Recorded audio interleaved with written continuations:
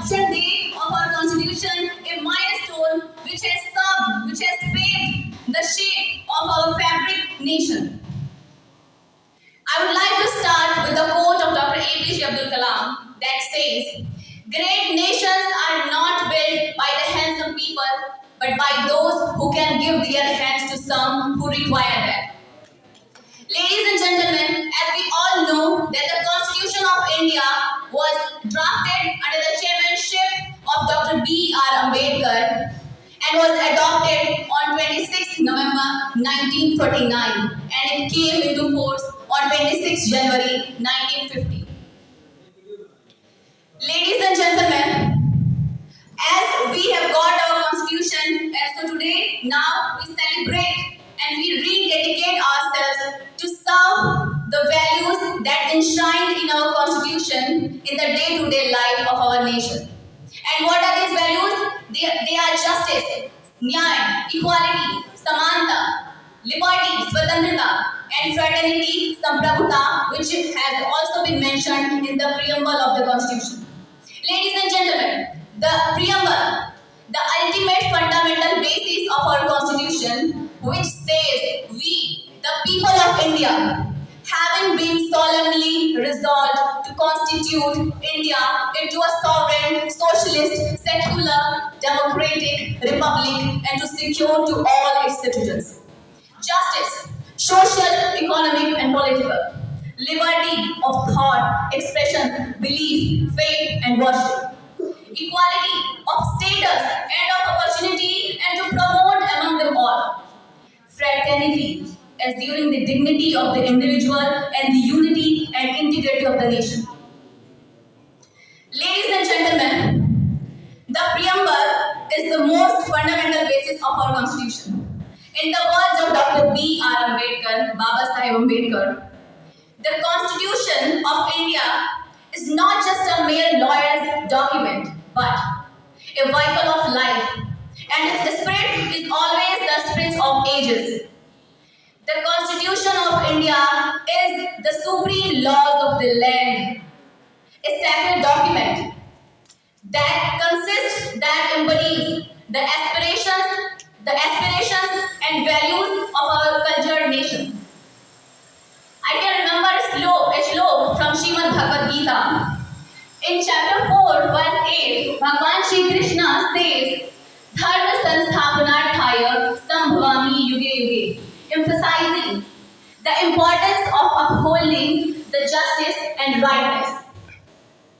But, ladies and gentlemen, what we are forgetting, the Satyamev Jayate, given by Pandit Madan Mohan Malviya, the Ahimsa Paramo Dharma by Mahatma Gandhi, the Ahimsa Paramo Dharma, Dharmo Rakshati Rakshitah, Sarva Dharma Sambhav, Dr. B.R. Ambedkar's vision of social justice, Mahatma Gandhi's lines of non-violence and realism are the ultimate essence of our constitution. Remember when Shahid Bhagat Singh said, "They can kill me, but they cannot kill my ideas. They can crush my body, but they cannot crush my spirit." And this quote reflects the Constitution. This quote reflects the Constitution's ultimate promise to protect the individual rights and freedom.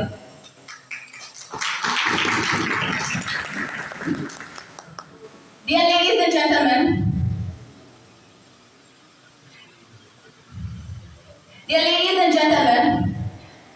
the Indian Constitution has inspired millions of people, including women, Dalits, and marginalized societies, to raise their voice, to take action against their dignity and their respect. It has inspired people. It has given us the right of freedom of speech, which has inspired people like Anna Hazare and Arun Jaitley to raise their voice against corruption and injustice. It has inspired people like Medha Patkar and Baba Amte to work towards creating a more just and equitable society. Ladies and gentlemen, from the Ladies and gentlemen, from the snow-capped mountains of Kashmir to the sun-kissed beaches of Kanyakumari, our constitution is like a thread that waves the cultural diverse nation of our country. From the easternmost state of Arunachal Pradesh to the westernmost state of Rajasthan, our constitution is the supreme laws of land. From the vibrant festivals of Tamil Nadu to the colorful traditions of Punjab, our constitution respects and protects the cultural diversity of the nation.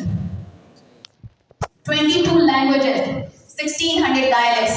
Whether you speak Hindi, Tamil, Marathi, Gujarati, or whatever language you speak, our constitution gives us full freedom to express ourselves freely. In a nation of 1.3 billion people, the constitution, the sacred document binds us all together. It unites us together, transcending the caste, the creed, and all the diversities. In the end, I would like to say, if ever I have to choose between being an Hindu and being an Indian, I would always choose to be an Indian first. If ever I have to choose between Srimad Bhagavad Gita and the Constitution of India, I will always choose the Constitution of India because I am an Indian first. Ladies and gentlemen, let's soulfully surrender. Let's dedicate ourselves with all our body, mind, heart, and soul. In the end, I want to end my words with few lines. जिस दिन तेरी फतेह का परचम इस जमीन पे इस मिट्टी पे लहराएगा, जिस दिन तेरी फतेह का परचम इस मिट्टी पर लहराएगा, क्या जमीन क्या आसमां ये हिंदुस्तान मिल जाएगा। जय हिंद, जय भारत, जय भारत।